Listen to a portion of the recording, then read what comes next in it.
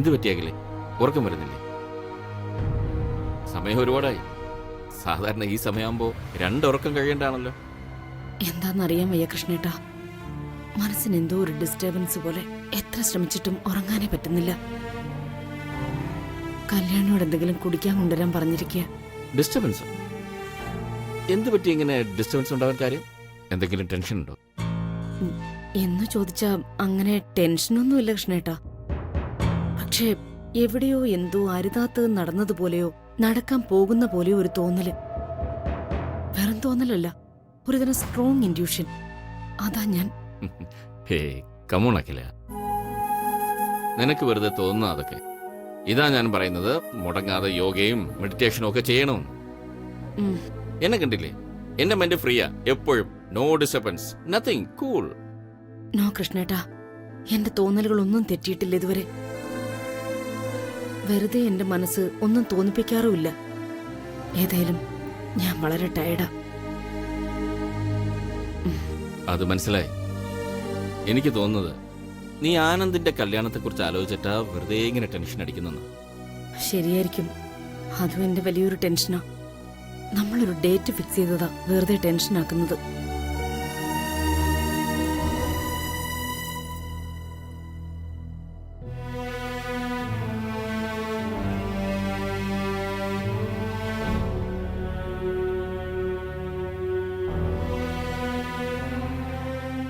ഏതായാലും ആനന്ദിന് എത്രയും പെട്ടെന്ന് പെണ്ണിനെ കണ്ടുപിടിക്കണം.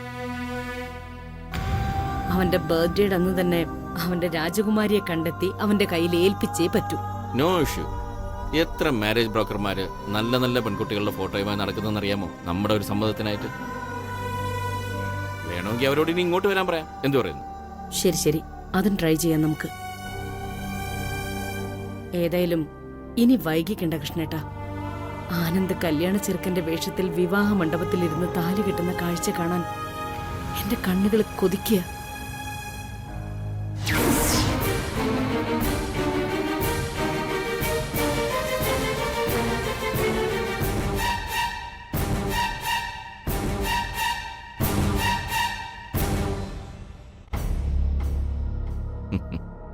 ആലോചിക്കുമ്പോ തന്നെ വാ, എന്താ ഒരു ഫീലിംഗ് എന്നറിയോ?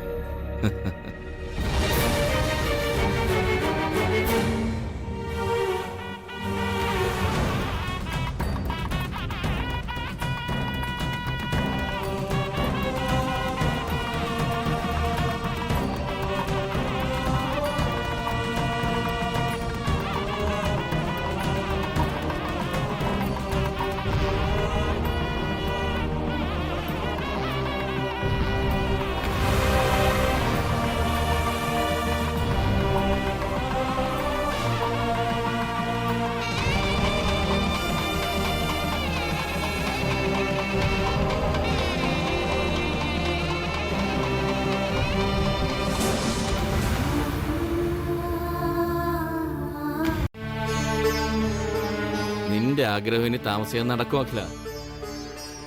ആനന്ദിന്റെ പെണ്ണ് നമ്മുടെ തൊട്ട് അപ്പുറത്ത് തന്നെ ഉണ്ട്. ദേ അപ്പുറത്ത്. ഇനി നമ്മൾ അവളെ ഒന്ന് തിരിച്ചറിഞ്ഞാൽ മാത്രം മതി.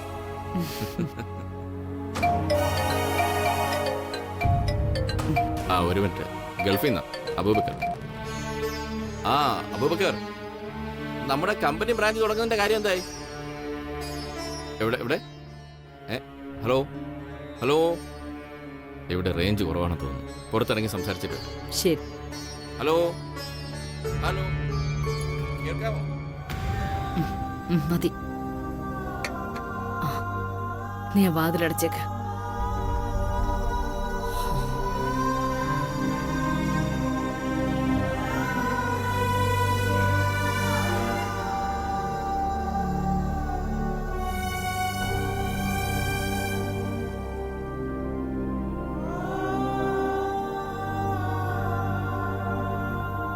എനിക്ക് രക്തം വരെ തന്നെ രക്ഷിച്ച മനസ്സാ.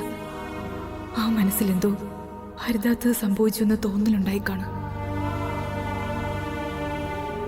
മാഡം അറിയുന്നതിന് മുമ്പ് ആ കാല് പിടിച്ച് മാപ്പ് ചോദിച്ചാലോ?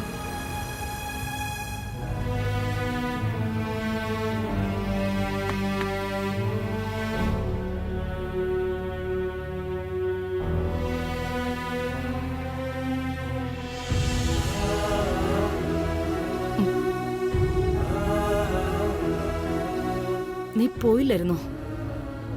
ഉറക്കം വരാത്തോണ്ടല്ലേ മാഡം ആ സമയത്ത് കുടിക്കാൻ ചോദിച്ചത്.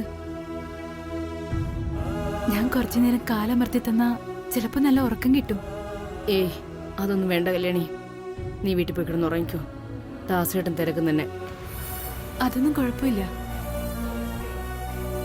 ഒരുപാട് കുടുംബങ്ങള് സ്വസ്ഥമായിട്ട് ഉറങ്ങുന്നതിന് കാരണക്കാരിയായ മാഡം ഇങ്ങനെ ഉറക്കം വരാതെ കിടക്കുമ്പോ കല്യാണിക്ക് പോവാൻ തോന്നുന്നില്ല. ഞാൻ കാല് തിരുമ്മിത്തരാം മാഡം. കുറച്ചു നേരം മതി, അപ്പോഴേക്കും ഉറക്കം കിട്ടിക്കോളും. ശരി ശരി, നിന്റെ ഇഷ്ടം പോലെ ആയിക്കോ. പോകുമ്പോ വാതിലടച്ചേക്കണം. ഉം.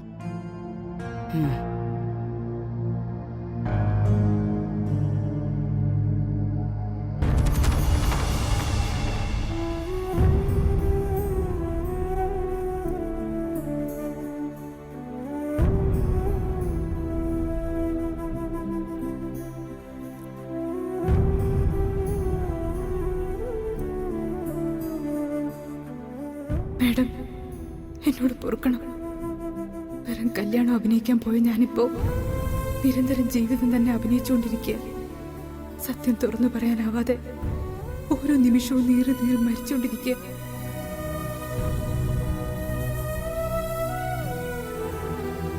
ഇനി എനിക്ക് പറ്റുന്നില്ല എനിക്ക്. എല്ലാം പുറത്ത് മാപ്പ് തരണം. മാപ്പ്.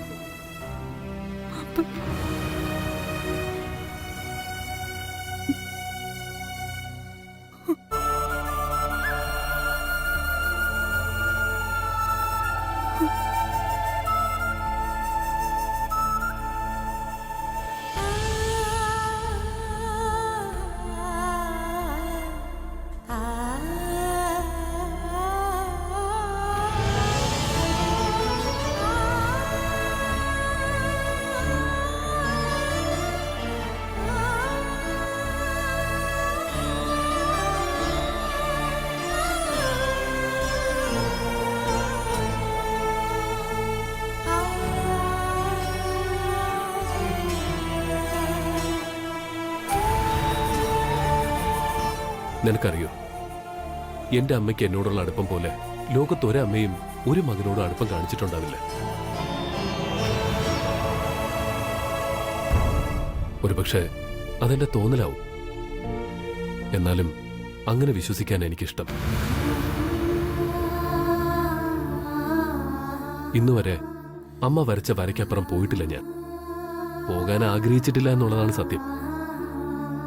അമ്മയുടെ തണലേറ്റ് നിൽക്കാനാണ് ഞാൻ എന്നും കൊതിച്ചിട്ടുള്ളത്. പക്ഷേ ഇന്ന് അമ്മയോട് ഞാനത് മറച്ചു വയ്ക്കാൻ പാടില്ലായിരുന്നു.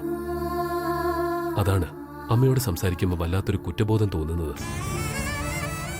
വലിയൊരു അപരാധം ചെയ്ത പോലെ. അമ്മയുടെ അനുവാദം വാങ്ങാതെ ഒരിക്കലും ഞാൻ ആ ഡെമോ കല്യാണത്തിന് തയ്യാറാകരുതായിരുന്നു. അതാ മനസ്സിൽ ഈ പിടച്ചില്. മുമ്പൊരിക്കലും ഇത് ഉണ്ടായിട്ടില്ല. ഈ കുറ്റബോധം എന്നെ കൊല്ലുന്ന പോലെയാ. നല്ല സങ്കടമുണ്ട് എനിക്ക്, നല്ല സങ്കടം.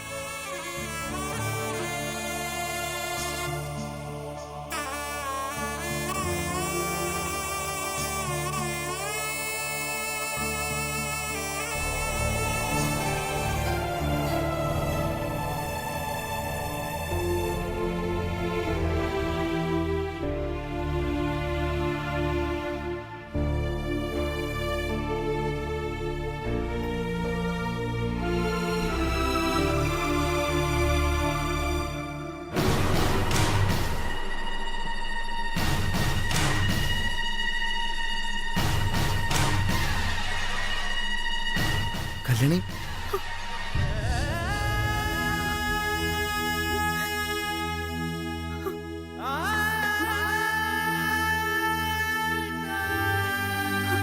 കല്യാണി, നീ എന്തിനാ കരയുന്നത്?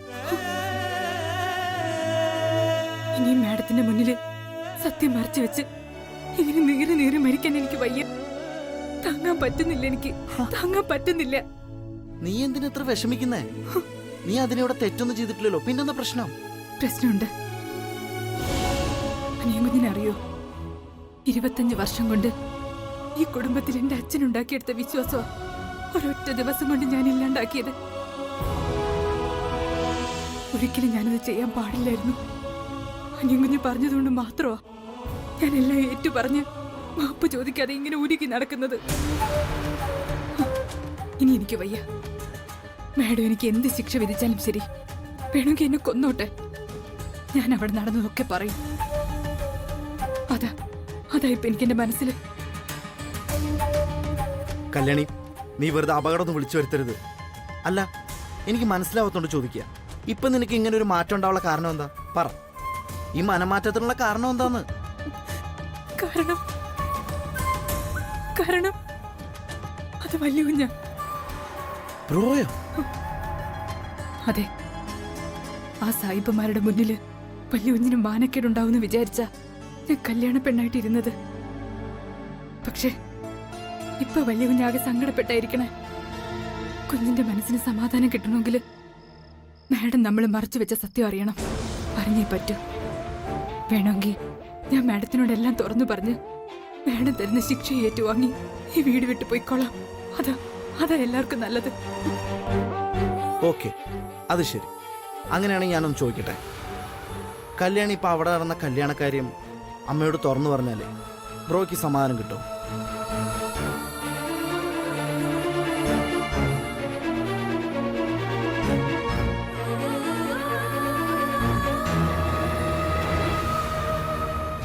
ഇല്ല.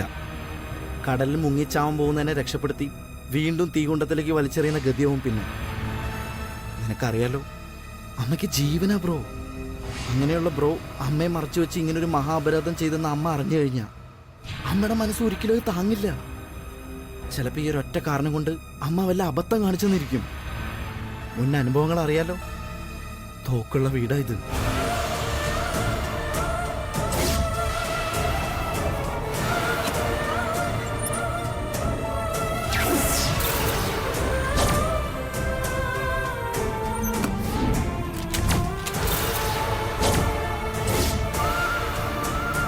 നിന്റെ ഒരൊറ്റ വാശി കൊണ്ട് തൃച്ചംബര തകിലാണ്ടേശ്വരിയെ ഒരു കൊലപാതകയാക്കണോ?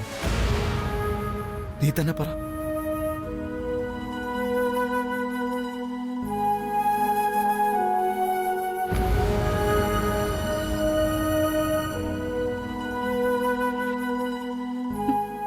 ഇനിയിപ്പോ അമ്മ തോക്കെടുത്തില്ലെങ്കിലേ സംഭവിക്കാൻ പോകുന്നത് മറ്റൊരു ആപത്താ. താൻ എന്നും വിശ്വസിച്ച മൂത്ത മകൻ ഇങ്ങനെ ഒരു കൊടും ചതി ചെയ്തെന്നറിഞ്ഞ അമ്മയുടെ ഹൃദയം തന്നെ സ്തംഭിച്ചു പോവാണെങ്കിലോ? ഒരു ഹാർട്ട് അറ്റാക്ക്.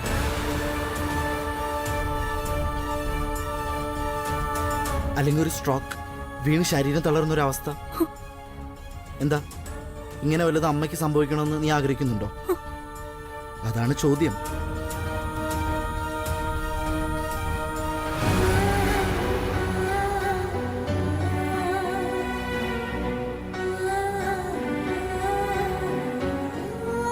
കല്യാണി, നിനക്കിപ്പോൾ കുറ്റബോധം തോന്നേണ്ട ഒരു കാര്യമില്ലെന്നാണ് എൻ്റെ പക്ഷം. കാരണം നീ ആനന്ദ് ഗ്രൂപ്പ് ഓഫ് കമ്പനീസിന്റെ ബ്രാൻഡ് അംബാസിഡറാണ്. അന്ന് നീ ചെയ്തത് നിന്റെ ജോലി മാത്രമാണ്. തൽക്കാലം അങ്ങനെ സമ്മാനിച്ചാൽ മതി. ഇപ്പം ഞാൻ ബ്രോയെ സംസാരിച്ച് ആശ്വസിപ്പിച്ചോളാം. ഇതൊന്നുമല്ല, ഇനി അമ്മയോട് സത്യം പറഞ്ഞേ പറ്റുമെന്നാണെങ്കിൽ അത് കല്യാണത്തിന് ശേഷം ആയിക്കോ. ഇനി വെറും 4-5 ദിവസമോടെയല്ലേ ഉള്ളൂ കല്യാണത്തിന്. അതുവരെ ഒന്ന് ക്ഷമിക്കേ പ്ലീസ്. ചെല്ലു, നീ സമാധാനത്തോടുകൂടി വീട്ടിൽ പോ. ഞാനൊന്ന് ബ്രോയെ കാണട്ടെ.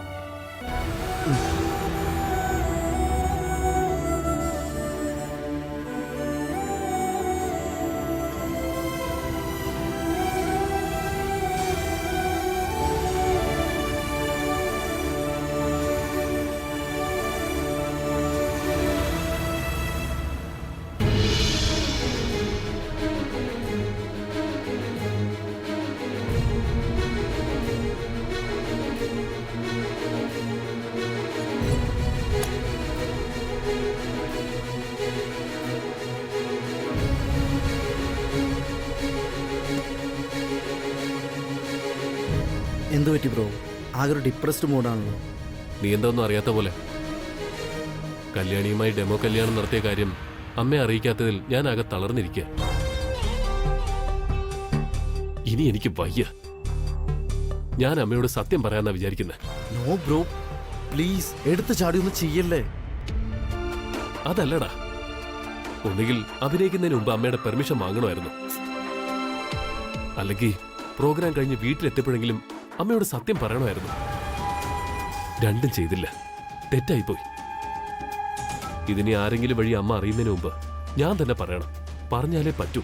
ബ്രോ, ഒരർത്ഥത്തിൽ അത് നല്ലത് തന്നെ പറയാം. പക്ഷെ കല്യാണിയുടെ കാര്യത്തിൽ ആ തുറന്നു പറച്ചിൽ നമുക്ക് ദോഷമായിട്ട് മാറിയാലോ? ദോഷം? അതെങ്ങനെ? അറിയാലോ, ഇനി കുറച്ച് ദിവസം കൂടിയുള്ളൂ കല്യാണിയുടെ കല്യാണത്തിന്. അതിനിടയ്ക്ക് അമ്മയെങ്ങാൻ ഇത് അറിഞ്ഞാലേ ബ്രോയ്ക്ക് നേരെ തോക്കും ചൂണ്ടി സീനാകെ കുളമാക്കും. കല്യാണം മുടങ്ങാൻ അത് മതി. എന്താ, അത് തന്നെയല്ലേ നമ്മുടെ മുന്നനുഭവം? ഒന്ന് ആലോചിച്ച് നോക്ക്.